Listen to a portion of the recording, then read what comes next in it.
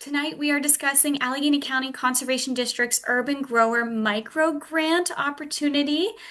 The plan for tonight, we are going to review what is the Urban Grower Success Micro Grant, who can apply for this micro grant opportunity, what are some eligible project activities that could be funded by this micro grant. We're going to dig into the timeline and in key dates that you need to be aware of, instructions for how to apply, as well as application resources to assist you in crafting that application. We're going to go through a website tutorial so that you know how to access all application materials, and then we're going to turn off this recording for a live Q&A session. So let's get started.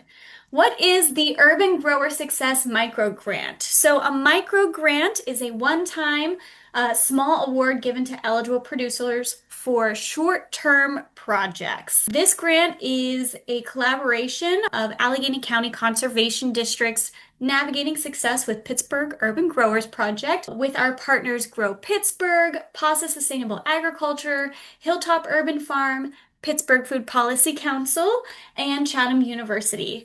This opportunity is funded by the USDA Farm Service Agency's Urban and Innovative Ag Grant, as in collaboration with To Improve Mississippi Economics, Inc., or what we will refer to as Time Inc. Please note that these micro grants are originated in federal funding, and so they are dependent on USDA and Time Inc.'s continued administration of the grant. If at any time they discontinue the grant or cancel grant reimbursements, the micro grants will not be dispersed to awarded urban growers.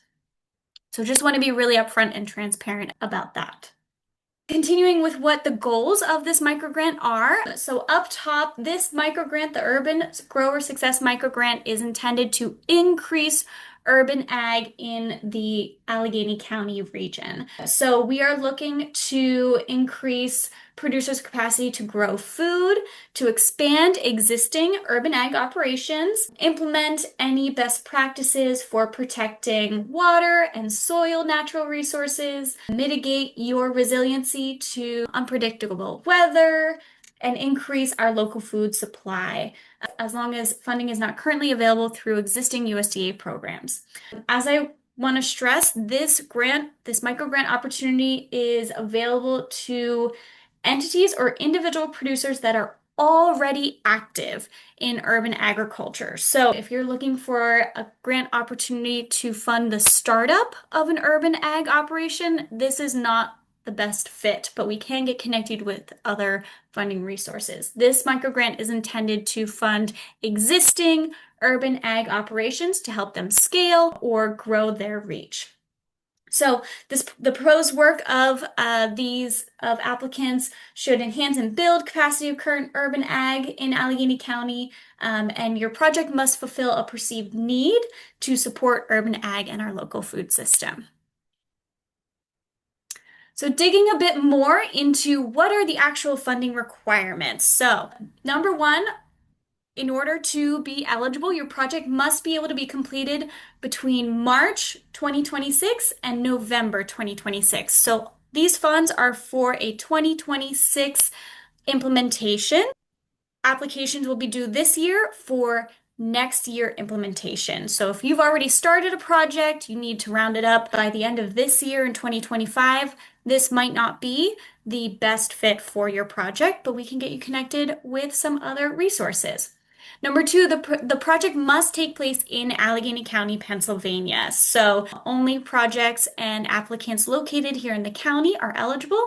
You can only receive this microgrant once, and only one proposal can be submitted by each entity or individual. Your proposal can include multiple sites. However, you can't submit two applications for two separate sites. So for example, if I am running an urban farm site and maybe I have two separate parcels, maybe I have a garden on the north side and maybe I have a garden in, let's say, East End, I can include both sites in my application, but I cannot submit two separate applications. The total funding request, you can request between $500 and $8,000 for this micro grant, and there is no match requirement for this funding.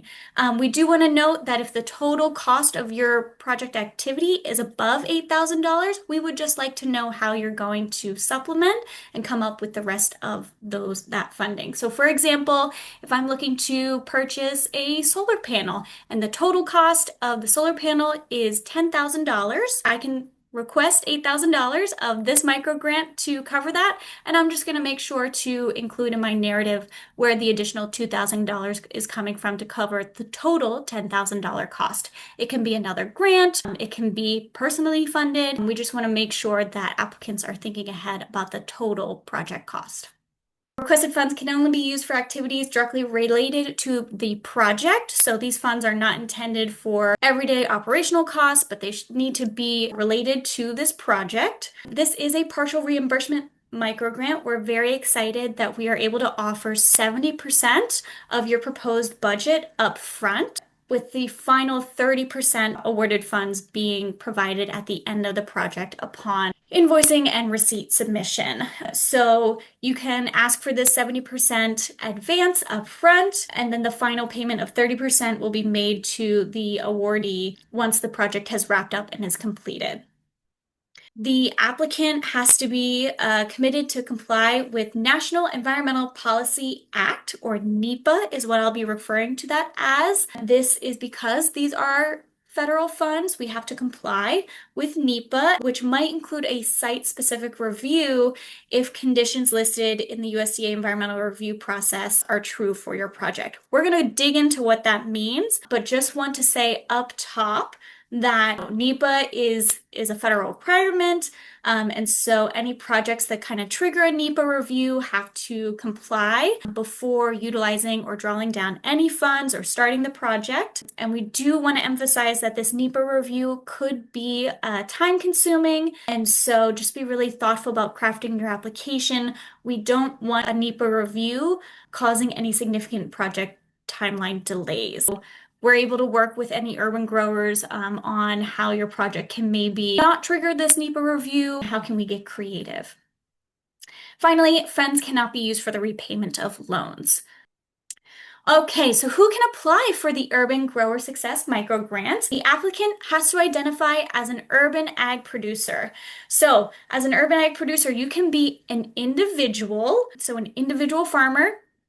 I can apply as Haley Hoke, an individual, or an entity. Eligible entities include nonprofits, community-based organizations, faith-based organizations, institutions like schools or hospitals, tribal entities, or a for-profit urban agricultural business. So if you already have an LLC, farm business, you are eligible. The applicant, again, has to be already active in urban agriculture. So these funds cannot be used for startup costs, but to expand existing urban agriculture operations. We do expect the applicant to participate in all project budgeting and reporting requirements, which are detailed in our full RFP that we'll look at. And then finally, if awarded, the applicant must be able to receive this funding as a contractual service through Allegheny County Conservation District. All I'm able to say is that this will require a W-9 form, and we strongly recommend that you speak with a tax advisor as to any possible implications. So here's a quick list of eligible project activities. Up top, land acquisition. So if you have an existing urban ag operation, maybe you've been leasing this land, you are looking to own this land, and you can make that happen within the project timeline. These dollars can be used for that purchase. Your own education and training, so maybe a Food Safety Modernization Act certification. It can be used to create educational opportunities for the community that you serve. Of course, supplies procurement, so purchasing tools, purchasing row cover, technology to help you expand your operation. It can be used for equipment. We consider equipment to be any single item that is greater than $5,000, so potentially a BCS walk-behind tractor. Equipment rental, so if you need to rent any equipment to accomplish your project. On-farm infrastructure, and this one does have the caveat again, if it is permanent, it's probably going to trigger that NEPA review. So on-farm infrastructure, can you utilize temporary structures, trellises, etc., that aren't going to trigger that NEPA review? Any soil health improvements, right? We are the conservation district, and so we are always looking to support urban growers in building soil health. Implementation of conservation practices. So this is anything that's going to potentially conserve water or build soil, say like cover cropping or drip irrigation. And then if there's something that's not on this list, but that is going to help you grow your active urban ag operation, we want to hear about it. So there is space for other, if you have an idea that you want to flesh out with us. Eligible costs, right? So those are the project activities and the costs associated to accomplish some project activities. Travel is an eligible cost. The labor required to accomplish project activities, either through a contractor or through the applicant themselves to accomplish those project activities. Equipment, supplies, and other direct costs that relate to accomplishing project activities are all eligible costs. Okay, so now we are going to dig into this NEPA compliance. So what does it mean for projects to comply with the National Environmental Policy Act? So in the application, you will see a NEPA review section, and it has these 6 questions. So these questions are going to be used by the Farm Service Agency to determine if a NEPA review is required prior to your award and project implementation. So NEPA reviewers would come, they would have to do a site-specific review before you can start your project. And again, we just want to stress that this might result in project timeline delays. So if you have a project in mind that is very specific, has a really tight timeline for folks you're working with, or to not negatively impact your livelihood, your sales, we just want to be really cognizant and upfront that NEPA is not something that ACCD has control over. We're going to be dependent on the folks who are completing this NEPA review. And we have seen in other places it can result potentially in project timeline delays. So just keep that in mind. As a general rule, NEPA is probably going to be required if you're disturbing previously undisturbed land. So if you're bringing new land into production, or if you're disturbing soil below the plow line. So that means digging footers for a fence or digging a plumbing line for irrigation lines. Those would probably be below plow line and would thus trigger a NEPA review. So these 6 questions, if you answer yes to any of these, it might require this site-specific review. So I just want to review these with you. NEPA review required for any projects that include modification, renovation, or removal of structures or buildings that are older than 50 years. Did your project area ever contain buildings, structures, or homes of that age? So if you say yes, potentially historic building would have to be removed or modified. Does your project include activities that require removal of existing building structures, homes, standing trees, right? Again, that's going to be pretty disruptive to the land as it exists. Does your project include constructing structures or facilities that require digging or excavating footings or foundations? Again, that relates to below the plow line. Does your project include installing wells or irrigation pipes that require digging or trenching below the ground surface? We talked about that example.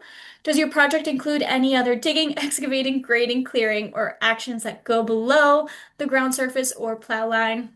And finally, NEPA review required for any projects that make changes to existing land use or removal of the land from ag use. Is this land already being used for agricultural activities? That is a yes that we would like to see, right? So anytime you're transitioning land use, if you're taking new land and you're putting it into agricultural management for the first time, that would probably trigger a NEPA review.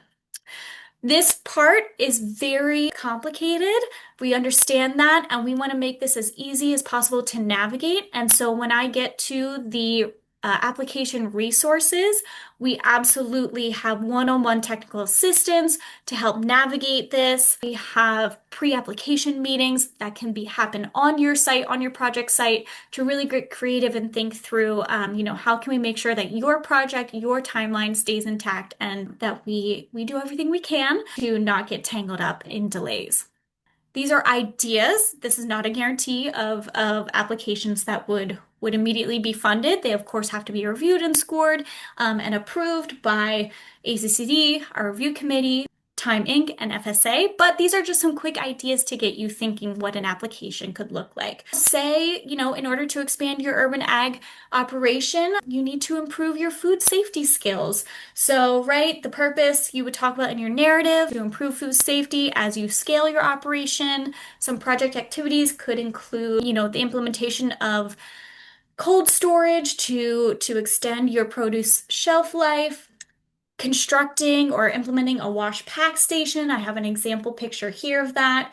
Potentially getting FSMA or Food Safety Modernization certification, right? And some eligible costs just off the top. This is not fully inclusive, but you could anticipate the cost of that training certification, the travel to attend that certification course, potentially two, refrigerators or coolers, commercial grade coolers for food storage at different harvest temperatures, having a hand washing station on your urban ag site, super important for food safety. So you can get those kind of the porta potty ones that are refillable, lumber, countersinks, gravel for building a wash pack station as a temporary structure. And then finally, right, like plastic harvest bins, gloves, anything else, other small supplies that are going to help you improve your food safety. So that's example one. Another example, right, in order to scale an existing urban ag operation, potentially you want to increase your resiliency against unpredictable weather and pests and diseases. Your narrative would talk about how, potentially this has been a challenge for you. And in order to scale, you want to make sure that you have the skills and the supplies, equipment needed to combat unpredictable weather and increased pest disease pressure. So some project activities could again include maybe training for yourself on integrated pest management, potentially even a pesticide application license, upgrades to maybe some season extension like high tunnel or greenhouse spaces, row cover, pest management supplies. So again, some eligible costs, right? We said travel and cost of training, education are absolutely eligible.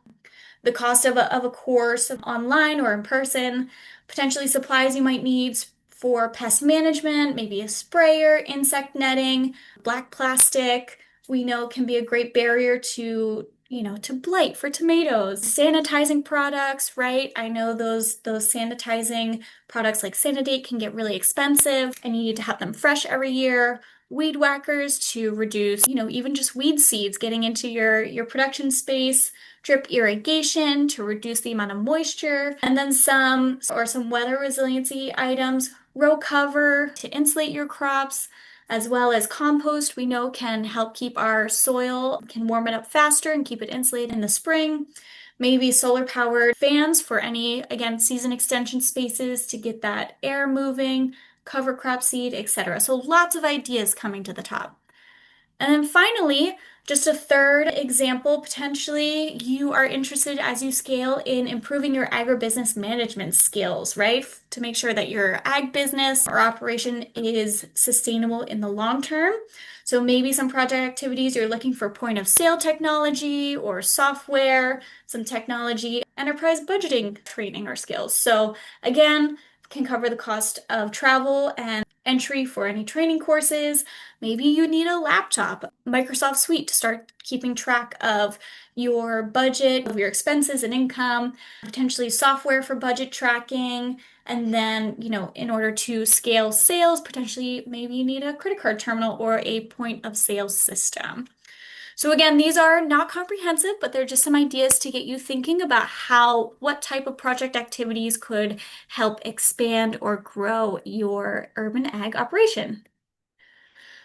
So Changing gears to think about the timeline, I do want to say out loud that all of these dates are subject to change as we have to work in concert with Time Inc. and the USDA Farm Service Agency. Opened the request for proposals and application on August 1st. We have 2.5 months for that application and will require applications to be submitted by 5 p.m. on October 15th. We will then take the remainder of October with our local review committee. So that includes representatives from ACCD, Grow Pittsburgh, Pasa Sustainable Agriculture, Chatham University, Hilltop Urban Farm, and Food Policy Council, as well as 2 urban grower representatives from our county FSA committee make up the review committee. They will use a score sheet, which is also available on our website, select applications to award.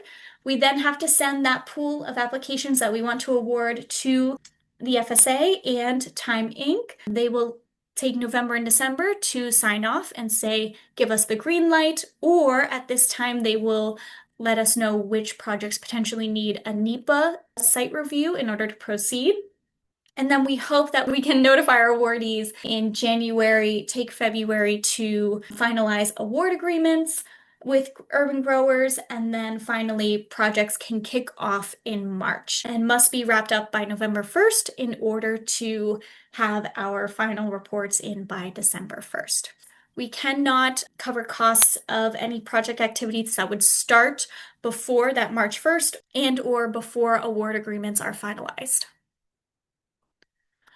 Moving on, how to apply. Okay, so first things first, if you get nothing else from this webinar, I hope you write down this link, accdpa.org/microgrant. This is where all of our materials live. So in order to apply, visit that website, review the information there, specifically download and review our full request for proposals or RFP. That has all the nitty-gritty details that we might just not have time to get to today. And then finally, start your application and submit it by October 15th at 5 p.m. The application can be completed online as a JOT form, or you can also download a fillable PDF to email or mail to the ACCD office. Instructions for that are online, and we'll take a look at both of those. With either of those, the online application or the PDF application, you do have to also complete a project budget. We provide a template for this in Excel. We'd also really love for you to include and upload any quotes from contractors, etc., that would inform your project budget. And then finally, optional documentation. You are welcome to include a resume of your project lead, any letters of support from collaborators, and then project photos if you feel that it is relevant to your applications. Finally, application resources. We want to be really thoughtful about making sure that this application is accessible. We have a lot of assistance planned and set up to help you prepare, complete, and submit an application. So number one, we do have a recorded webinar. You're looking at it. That will be available on ACCD's website, so you can always come back and watch this webinar. We also have live Q&A sessions that applicants can attend either virtual, like this one, or in person as more of kind of an application writing workshop. Those dates and registration are able to be found on ACCD website, and we'll take a look at that. Registration is required. I mentioned you can request a pre-application meeting on site, the site at which your project would take place. That would be with myself or another ACCD staff would come and meet you on site. You do have to reach out individually to schedule that. It is as capacity allows. We do have weekly walk-in office hours available, so any urban grower or applicant can come to the ACCD office starting tomorrow, August 7th, from noon to 2 p.m. We would encourage you to bring a laptop, tablet, notes, whatever you need in order to actually start crafting that application, because we'll work one-on-one with you there. And then finally, we do have one-on-one technical assistance available where you can schedule a session with Pittsburgh Food Policy Council's technical assistance consultant, Jay Yuri, who is on this call actually, and his email is there. So Jay can meet virtually, can hop on a call with you, can come to you in order to draft, craft, and submit an application. So hopefully lots of resources to support you in taking your idea to a reality through an application. As I mentioned at this time, I am going to take us through the website so that everyone can get oriented. Okay, so we are at accdpa.org. This is Allegheny County Conservation District's main website. In order to navigate to the website, with all the information that you need, you're going to come over here to grants, and right at the top, you're going to find Urban Grower Success Micro Grant. Click on that. You can also type in this link directly to your web address. So this is our home base for all information related to the Urban Grower Success Micro Grant. So up top gives some information and background about the grant. Right at the top, we want everyone to know about these live Q&A sessions, so you can find this link to register for a live Q&A session, either virtual or in person. This will take you to our events calendar. We're going to look at that in just a minute. Over here at this box is where this recorded webinar will live. So if there's some details that I missed or that you weren't able to jot down and you want to re-watch this webinar, it will live here on our website through the end of the grant period. And again, another button to find dates for those Q&A sessions. So this again will take you to ACCD's events page where you can register for a virtual or in-person Q&A session. So now we've gotten to the meat and potatoes of the web page. So up here, this microgrant overview has all the details that we discussed tonight. So again, you can come back to this page if you forget anything. I'm going to click on funding details. And this drops down to tell us about the purpose of the funding, talks about USDA Farm Service Agency and our collaboration with Time, as well as all of our partners. Those up top important notes about the microgrant, the partial reimbursement, 70% upfront and 30% upon end of project. We can then expand key dates, and this is the timeline that we just discussed and reviewed. We can expand eligibility and project requirements. So we talked about this, who can apply, what are eligible costs, funding requirements. So this is lots more detail than I was able to get into today. Definitely encourage you to take a look. And then finally, this helpful resources tab, right? So this is all the support we want to provide to you in order to help you submit your application. As I mentioned, that recorded webinar will be linked here, as well as all the way at the top here of the page right here. The Q&A sessions. If you want to attend another one or join us in person for that writing workshop, visit here, and this link will take you to ACCD's event page where you can find all of the Q&A sessions listed. So this is today's. Let's look at September's. So I would click Learn More. And this takes us straight to the Eventbrite page where you can register for this event, and that's how you will get a link in order to attend. Heading back to additional helpful resources, again, you can request a pre-application meeting on site where myself or another ACCD staff will come and meet you to discuss your project idea, and really iron out those details about your timeline and potential NEPA reviews. We also have open office hours that anyone can walk into at our office each week from noon to 2 p.m.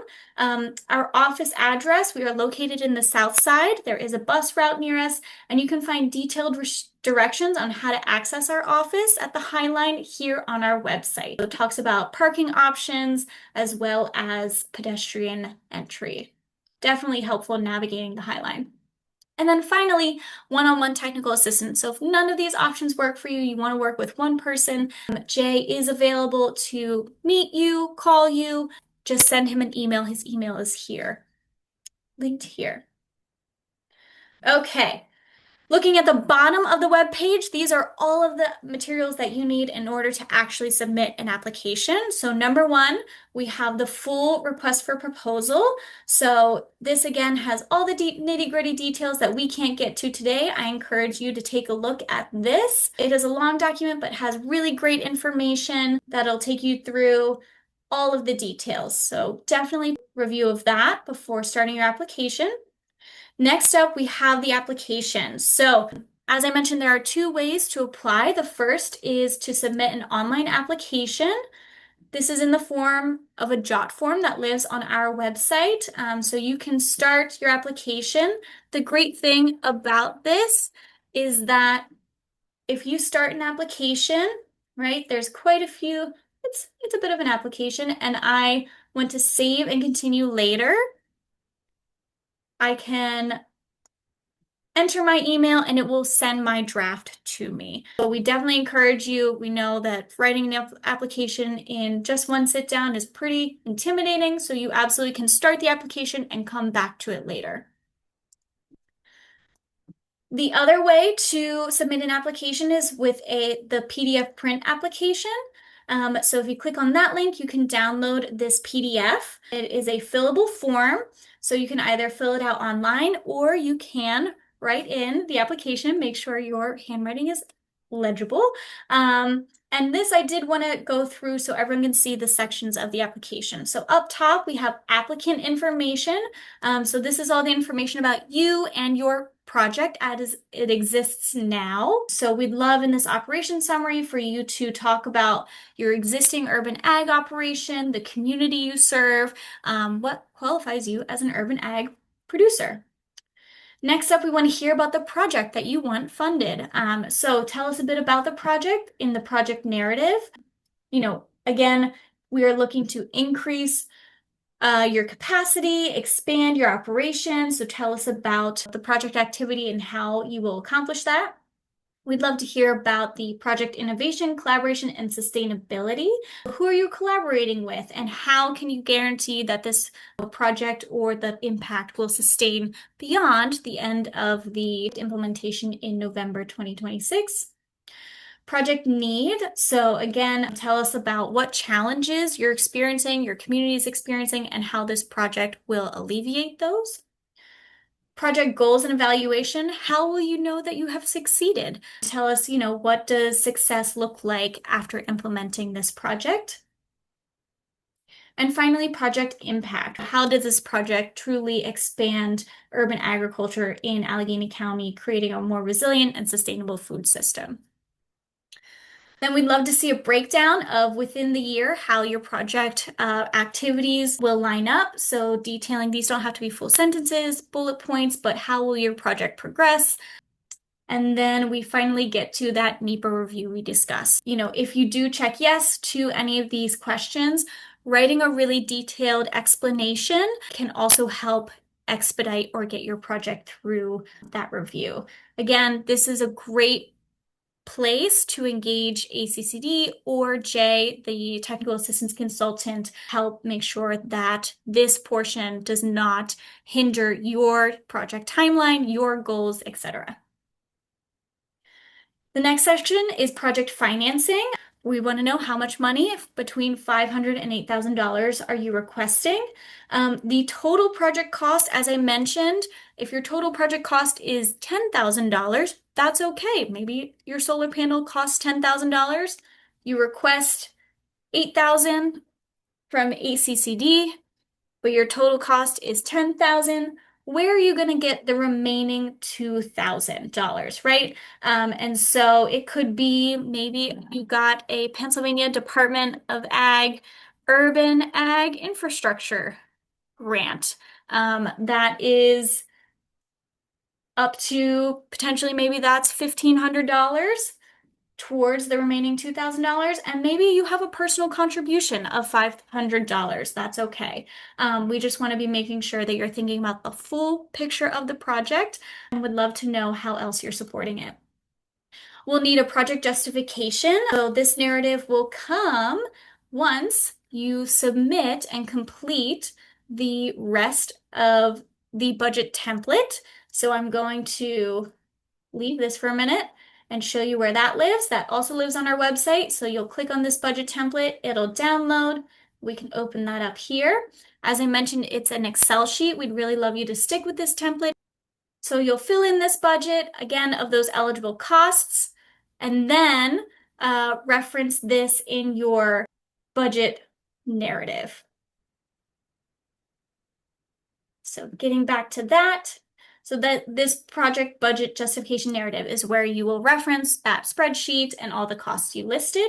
This checklist is for you. Make sure you're including everything from the proposed budget to quotes that, again, reference in your narrative, that optional documentation, and then we just need you to sign off on the application. This final page is for my use, so don't worry about that. Just ignore that. All of those sections are also included in the online application, so you will see them replicated here. Application information is that big first section, and then project overview, etc. Okay, so final items that we want to make sure you know about. We reviewed the RFP, the application options, the project budget template. The final thing that we want to make sure you have for transparency is the application score sheet that our review committee will be using to score applications that we get in and make our selections about which projects to award. Feel free to use this as you're crafting your application to keep in mind the things that our review committee will be thinking about in reviewing your project application. Thank you so much for sticking around to get details on our Urban Grower Success Microgrant. Again, if you have questions, please don't hesitate to reach out. You can always reach out to me via email for everyone to utilize, and we will also drop it in the chat.